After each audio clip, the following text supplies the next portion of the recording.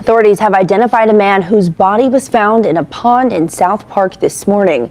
According to Allegheny County Police, someone spotted the body in the water along Maple Springs Drive just before 8 a.m. The man has been identified as 36-year-old Kevin Stewart of Bethel Park. Police say there was no obvious sign. Have you ever walked through a quiet park and felt like the stillness was holding secrets?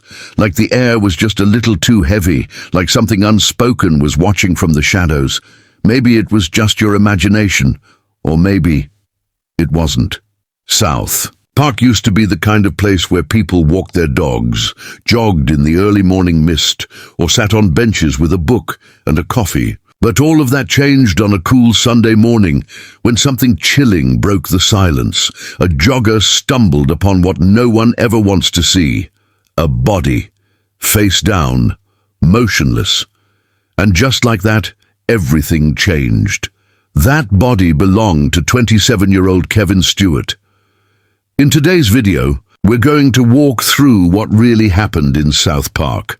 We'll talk about the last hours of Kevin's life, the disturbing clues left behind, the psychology of those suspected, and what the homicide unit believes might have led to his tragic end. I want you to stay with me, because soon we'll reach some revelations that may change the way you see this entire case.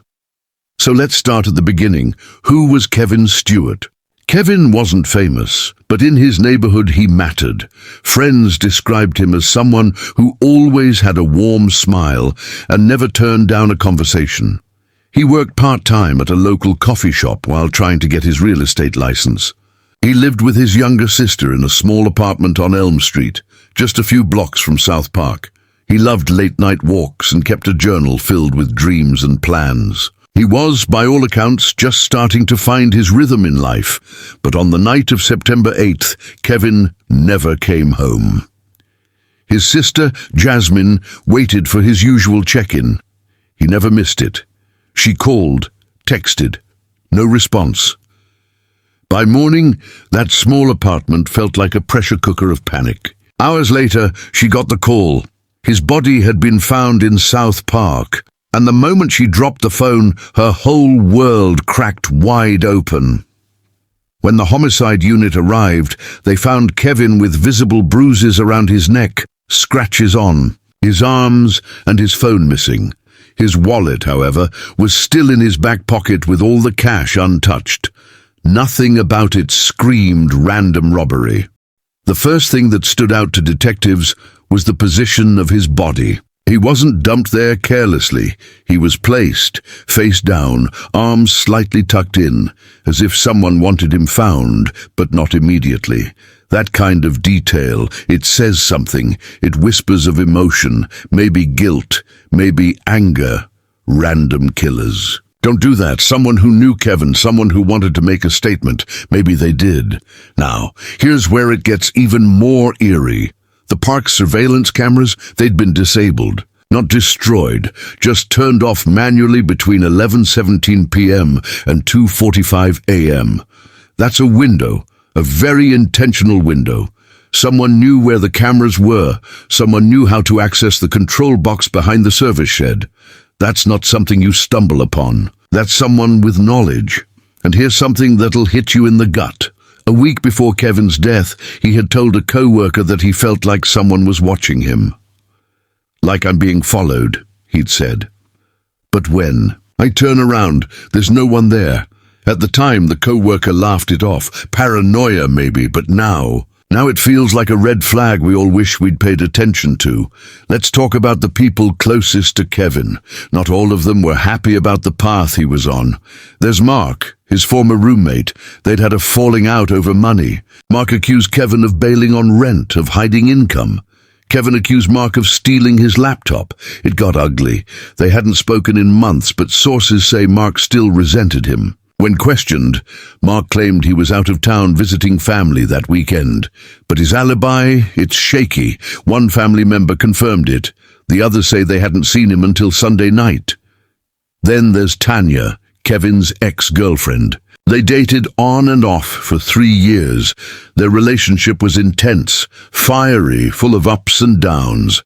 And the final breakup, let's just say, It didn't end quietly. Tanya had messaged him several times the week before his death, begging to talk. The last message she sent, "You're going to regret ignoring me."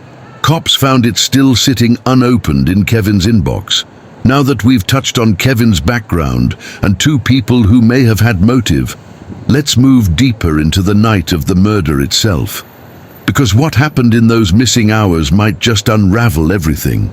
So let's go back to that night, September 8th. Kevin clocked out of work at 10:12 p.m., a bit later than usual. He grabbed a coffee for the road, his usual order, a flat white with a shot of hazelnut, and told his co-worker he was going to clear his head with a walk before heading home. The route to his apartment passed right by South Park. It was familiar to him, almost comforting. He'd taken that walk dozens of times before. But somewhere between the cafe and his doorstep, something went terribly wrong. Detectives tried to piece together his steps from traffic cams, but it wasn't easy. The streetlights on the east side of the park were under maintenance, and the usual trail cams around the jogging paths had been mysteriously covered. Someone had spray-painted the lenses. Not all of them, just the ones that would have caught. Movement near the south entrance, the same entrance Kevin likely used. What's strange is that no one nearby heard anything. No screams, no calls for help. It's as if it all happened in absolute silence. But one man, a homeless veteran named Ernest who often sleeps under the North Pavilion, told investigators he saw a figure moving quickly through the trees around midnight. He described the person as wearing all black, hoodie pulled up, tall, and lean and moving like they had somewhere to be. He also remembered hearing a short, muffled shout just once, and then nothing. Then silence. That was around 12:05 a.m. By the time the jogger found Kevin the next morning, the trail had gone cold. But here's the part that really makes your heart ache. Kevin's shoes were neatly placed beside his body, not thrown off in a struggle, not missing, placed side by side. That kind of detail screams personal. You don't line up someone's shoes unless there's emotion involved. Maybe guilt, maybe love, maybe a twisted sense of closure. Whatever it was deliberate, it was intimate, and it adds a layer to the mystery, because this wasn't just a crime, this was a message. The coroner's report confirmed the cause of death as asphyxiation, manual strangulation, no foreign DNA under the fingernails, which likely means Kevin knew his attacker and didn't resist at first. Maybe he trusted them. Maybe he didn't see it coming. The homicide unit started digging deeper, and what they uncovered pointed them toward a name that hadn't come up yet: Malik. Malik was Kevin's best friend in high school. They'd grown apart in recent years, but they still checked in from time to time. He was the quiet one of the pair, more reserved, a bit of a loner. But something had shifted in him recently. He'd been arrested twice over the summer, once for trespassing and once for threatening a neighbor with a bat after a dispute about noise. When police brought him in for questioning, Malik was calm. Too calm. He denied seeing Kevin, said he was at home all night watching old basketball clips on YouTube. But get this, his phone location data told a different story.